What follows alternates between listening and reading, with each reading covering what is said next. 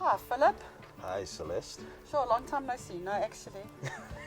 We work together a lot, so when I say long time no see to Philip, it's not exactly the truth. It is. So, Philip, I'm from Optimistic. I've got my Optimistic hats on now. I'm from Optimistic, and there's the book, my book, and all of that. But let's talk a bit about LifeLine and the projects that we do together. Because I think as organizations all over the country, but in the Northern Cape particularly, we have to collaborate. That's true. That's true. Okay, no, I'm Philip. I'm from LifeLine, as you can see. Yeah, so I'm working with Celeste on what program are we working on? We're working on our survivor support, court support program. Yeah. So I think the thing to make clear about that is that we're hands-on organizations. It's true, yeah.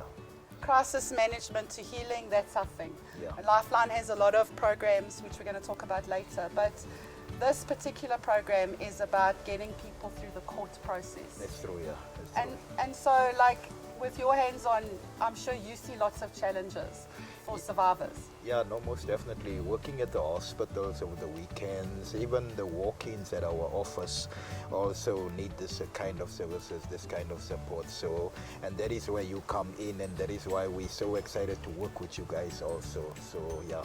Yes. I mean, the thing is, the law is very different. I mean, people go justice, right? Yeah, most definitely. But we don't work with justice. We work with the law. Yeah. And sometimes it's very hard on survivors. It's a traumatizing process. It's a long process. I don't think people really understand how long the process is. So at the moment on our court support, we're averaging 3 to 4 years for say an assault case or a murder case, and even protection orders can take up to 2 years. That's true, yeah. To get. So they sit with interim protection orders for years, that kind of thing.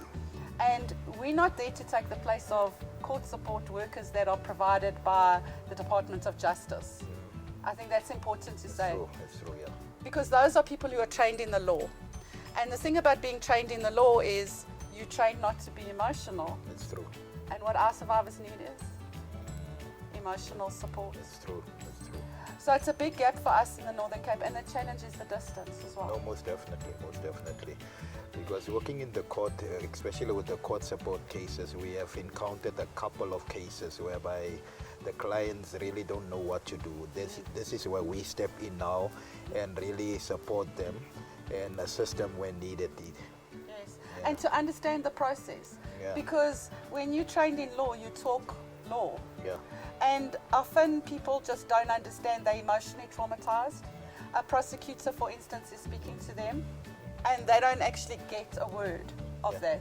So they walk out thinking that they have no hope for their case, or their case gets withdrawn and they don't understand why. All of those kind of hiccups are the things that we're looking at doing. No, I agree with you, because most of the cases that we've done at court, some of our survivors really, they are lost when it comes to these terminologies that they use in court. So that is where we step in and try to make the process easy for them to understand actually what the prosecutor is saying and the process that they have to go through in court to actually bring them to a point whereby they can be calm, know that they are not the ones that is at fault.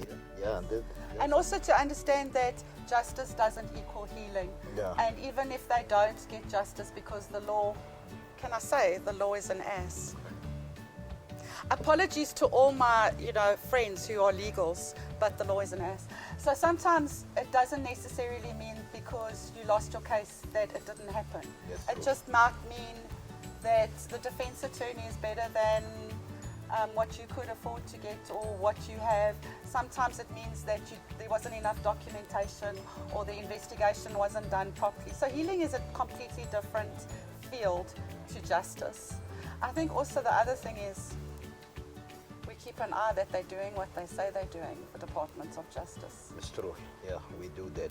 Right? We do that. Especially with the new Domestic Violence Act. Wow.